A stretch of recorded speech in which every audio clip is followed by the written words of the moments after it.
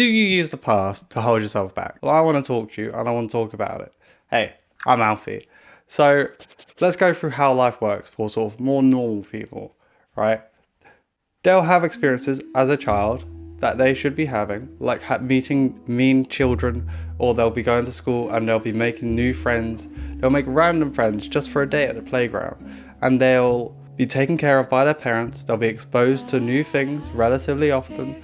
They'll be taught how to sort of handle themselves. And as they go through teenagehood, they'll have some crazy moments. Puberty is a crazy time for everyone. There's loads of hormones involved. They'll meet the love of their life. They'll lose the love of their life. And then they'll go through adulthood and they'll have the experiences and the tools to manage things healthily. They'll be able to sort of engage with people in a healthier manner. They'll be able to make friends relatively easily. They'll be able to advance their career relatively simply. There's a lot of things they may not respect that they were taught as children and through their sort of social circle to do that are relatively normal, like save responsibly, advance their career, go on holiday, respect their mental health, and manage things relatively okay. Now there's a lot of steps in there, but hopefully you can see that as they go through life, one thing does build upon another. And people know this very intuitively, but they don't really make choices considering it. But if you had issues in those earlier years, the same thing is true for you. One thing builds on top of another. Perhaps you had a terrible home life, perhaps you had a terrible school life. Experiences that you should have been taught weren't taught to you. Normal things that weren't normal were taught to you. Perhaps you had more responsibility that you should have been having. Perhaps you were called awful names from parents, or someone was in a position they shouldn't have been in. Those things build as they go into teenagehood. Perhaps there's going to be experiences that they either don't know how to handle well, so they're going to have crazy emotions during it. They're going to accept behaviors from people that they perhaps shouldn't be accepting. They're going to be attracted to things they shouldn't be attracted to. They're going to think things are normal because they're getting maybe a validation, but that shouldn't be treated as normal. And the stakes start getting higher as you go into teenagehood. So perhaps really crazy things will happen. Perhaps there's going to be a breakup where someone does something crazy. Perhaps there's going to be toxic behaviors, more extreme toxic behaviors that happen. And then they go into adulthood and they haven't got those tools, not all of them, to sort of manage themselves well, manage society well, and manage life well. So there's going to be things they're missing on. Whether that's being able to try new things, whether that's being able to try new foods. Food's really common as an issue to have if you had issues in sort of being adventurous as a child. Not all of them, some people just are picky eaters. All their career, basically, as they reach adulthood, a lot of people sort of take that same staticness that other people, normal people, can have, where they don't really have to think about anything. They've got their lot in life, they've got their tools, and they're just going to coast until death. And that coasting will treat normal people as basically fine. They're going to be happy for it and they're going to live a good life. But people who have had issues perhaps don't. They're basically just trying to coast and do their best, which is fine. And they start to paint themselves into a corner. Not all people. Some people take out on other people. I don't like those people. But some people paint themselves into a corner. They paint their little silhouette like a noir movie, and then they sort of stay there. Those issues that they happened in childhood and teenagehood, they defined them. Those things that were taught to them or not taught to them, they're for other people. They can't do them. They don't know how to do them. And there's no need for any of this, right? So a good example on the teaching part is university. If you are from a family where people didn't go to university, chances are neither are you. That's something for other people. Careers, if you don't know how to sort of get qualifications, get a good career, make money for yourself, then you just don't know it. That's for other people. Other people just are naturally born with this sort of information. They're not, but they're given it as a child, and perhaps that wasn't given to you. Or it's very common for people to have like parts of life they'll cut off. They'll really struggle to make new friends, or they won't let anyone close to them, for things like that. That's all very normal things if you've gone through issues. When there's not necessarily any need. You see, in a way, they're correct, in the sense that they are who they are. But that doesn't mean they're static. They don't have to be static. As an adult, You get to choose what you do. You get to choose what you work on. And to be clear, I'm trying to give motivation with this whole video. But if you've got these sort of issues, go to therapy. It's very simple. I would, go to therapy. I'm not trying to fix that. But there's a lot of people who paint themselves into a corner, sometimes with very restrictive and rigid boundaries. They paint themselves as if that corner can never be expanded upon or left. And if they're happy, that's fine. If you're happy there, stay there. Have a happy life, that's fine. But there's a lot of people who do this rigid painting who aren't as happy as perhaps they tell themselves. They're stuck in a career they do not like. They're stuck in a job with managers and people around them they do not like. They only have a certain amount of support group, and that support group is not expanding. So as people leave, which has happened, which is normal, right? So people will leave and that support group is going to shrink and shrink and shrink until it's just them left. And it's all very scary. And then that's going to cause more issues. Perhaps they start going into abusing drugs and stuff. Perhaps they start expanding into hobbies that perhaps they shouldn't be expanding into, or aren't treating them well, or feed their unhealthiest mental issues.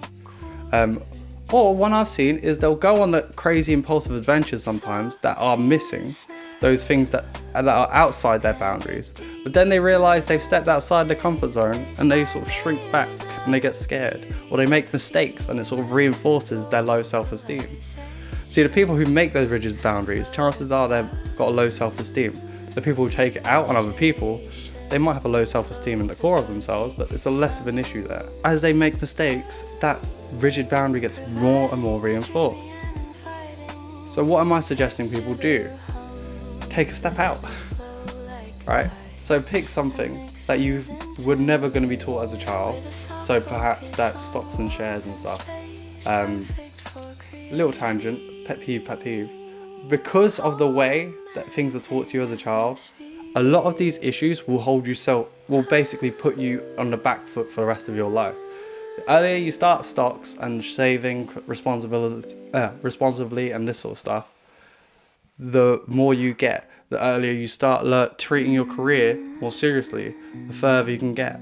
And so by having these issues, often your life trajectory is just on a lower scale in terms of money. But money is important, right? Money is important for everyone in life. So it's important to respect that. Anyway, that's pet peeve. But yeah, so if you're in a job that you don't like, perhaps just look into qualifications and look into when the next test day is. And look into night classes. Even if you've got a busy work schedule, you could probably find time to either revise or learn and get those qualifications you need. If you have issues with other people, if that's where your issues come from, then perhaps you need to take a chance and step outside just a little when you can with people you can trust a bit more. And respect where you've come from, right? So I'm not saying believe in yourself, everyone can do it, it'll be fine. It will be fine, and over time you'll adapt and you'll get the tools that you need and weren't taught to you or weren't given to you. And you will reduce the tools that were given to you that shouldn't have been given to you, like trusting people and not seeing red flags and all this sort of stuff. Or taking the blame upon yourself, that's a very common one. And those things will lower and lower and lower as you sort of expose yourself. It's just like any fear, really. The more you expose yourself to healthier habits and behaviours, the more you'll be able to handle them and have the mindset and the tools to do so. But you need to accept also that you are coming from a place where you do have issues. So you need to be able to analyse yourself sometimes, look for the early warning signs of I'm about to have a blow up, or something's about to go down, or I'm about to give up on yourself. And take a chill pill, take a step back. How do you work around that? And don't accept it as a fate. You always have a choice. If you see those early warning signs, you need to back off. You need to work around it, work with it. Respect where you've come from. Respect the life that's got you to this point where you need to take things a bit slower and a bit more cautiously. And respect yourself. And sometimes you will fuck up. Sometimes your issues will be things that you will fuck up on. But taking that step occasionally and seeing what happens and analysing afterwards. Alright, so I did this. Right? I did this differently this time. How did that change how I acted and how I felt? And trying to work out not the best way to do things, but try to detach just a little bit and analyze yourself. And in terms of going forward, also, I would say try things that you've never tried before that you know were never going to be given to you, like hobbies or holidays or travel or things like that. It's going to be very common for people with these sort of issues to either not know how to travel abroad, be scared of planes, be scared of trains, be scared of anything. A lot of things that are normal to other people, right, just aren't as normal for these people. And that's okay. You just need to work on it, one step at a time. And accept that some hobbies, I'm saying basically try new hobbies. That's a big one. Accept some things you won't like. But the more things you know you don't like, and the more things you try and do like, both of those give you more of an identity that's your own. See, there's two ways the past can control you. Either you please it or you avoid it. And by living with the past and the life that's given to you, if it's a past that you don't like, then you are pleasing it. You are living the same life that you were given. Live your own life. Take that step out and try new things. Alright, so editor Alfie wanted me to make some clarifications, so I thought I might as well. This is quite an important video for me at least. So, if you've had these issues growing up, all through your teenage years, you probably know what chaos is. So, that can range from depressing, where you're either with a partner or a friendship group, and you kind of know, but you kind of pretend you don't know, that none of them are there for you. You're kind of just there, and you kind of just exist. That's the depressing side, kind of boring side. Or you might have experienced the more exciting side. It's exciting, it's fucking depressing in its own way. Where you've got a partner who is always late or to be clear, you could be on either side of this example and be basically have the same issues. Right, I'll give one person's side. You're always calling your partner because they're slightly late or they're doing normal things, but you get emotionally dysregulated, so you start to get a bit crazy. Your friends are perhaps not the best influence on you. Some of them have convinced you to sell things that are less than legal, which is giving you good money, but your partner's spending all that money because they've got their own like financial habits that are fucking annoying. You're getting threatened with eviction from your landlord for pets that you don't really aren't really meant to have, and your life is just filled with drama from people cheating on each other, from people hurting each other, arguments, fights, maybe the police are getting involved, and it's all a whole thing. And perhaps this is relatively similar to the environment that we're talking about from before.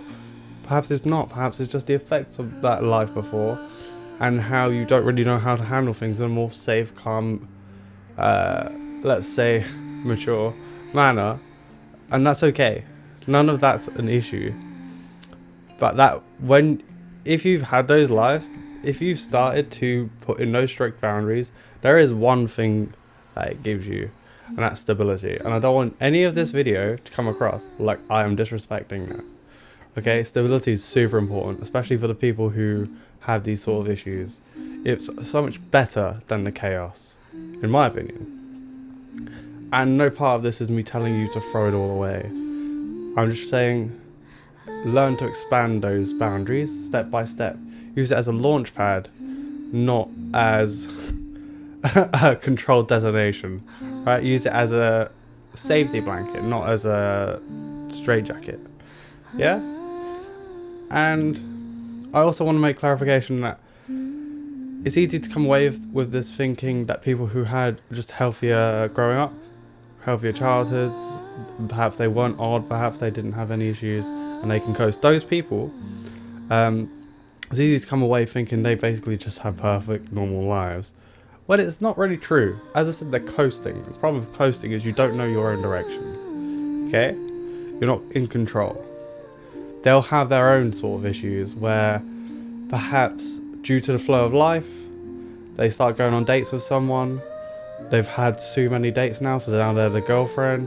They've had the same girlfriend for a while now, so now they're going to get married. They've had the marriage or girlfriend for a while now, so now they're going to have kids. And then something will happen, something unexpected, probably a death. That's probably a pretty common one that like kicks this sort of stuff off. And they realise that's just not really the person for them, or perhaps just with age and the new responsibilities from having kids, the relationship starts to fracture and break.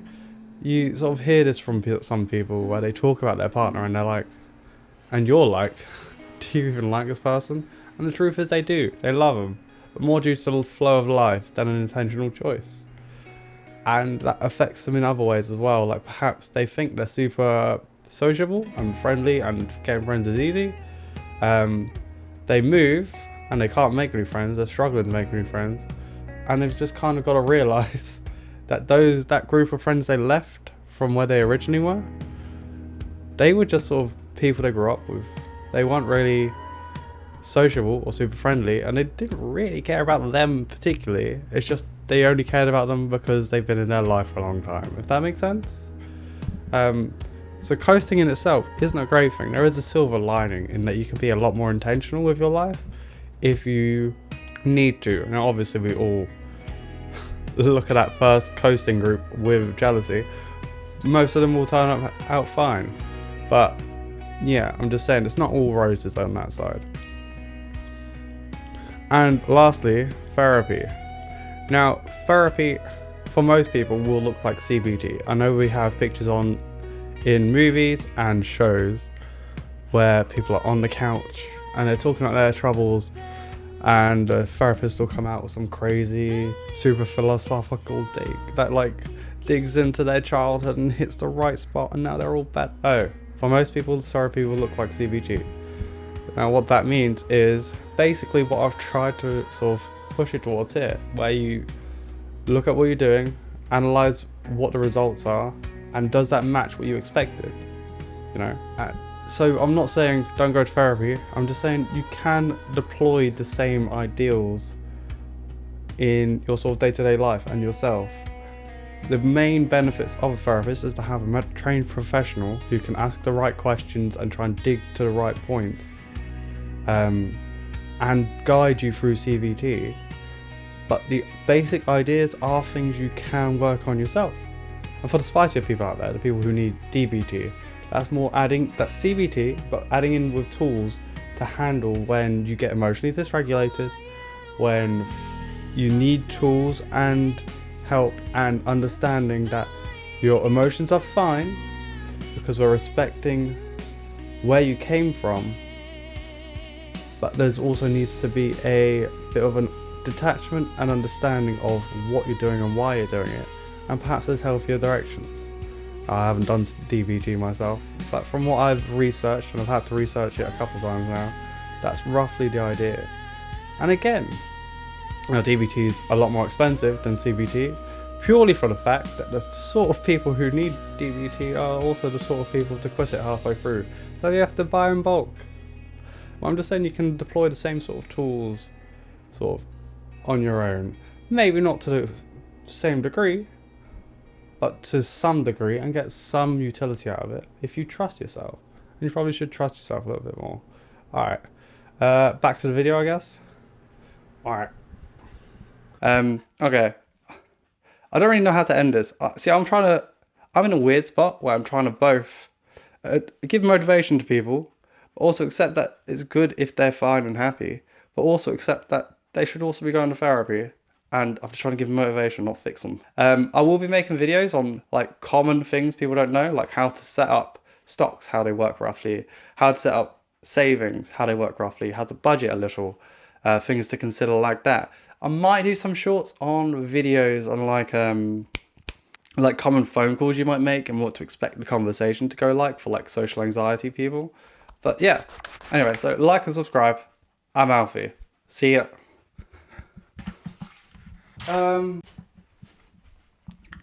I just want to throw on to the end of this. The reason I'm making this video is partially to talk to myself, but it's also partially to speak to other people. Because I've met a lot of people in my life with these issues where they hold themselves back and they have the low self-esteem. And I'm sitting there thinking they're great people. Like these people are really strong and cool and like fantastic. And then you sort of hear what they think and you're like, holy fucking shit. How could you think this about yourself? You're a really strong person. You could basically do what you want. Just need to take things one step at a time. And that might be you. If other people in your life are saying these sort of things to you, chances are they might not be lying. Not everyone's a liar, right?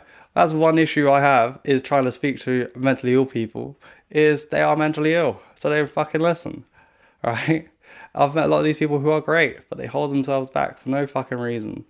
Yeah, maybe that's you, and maybe you should trust yourself just a little bit more. Anyway, I'm out. Bye.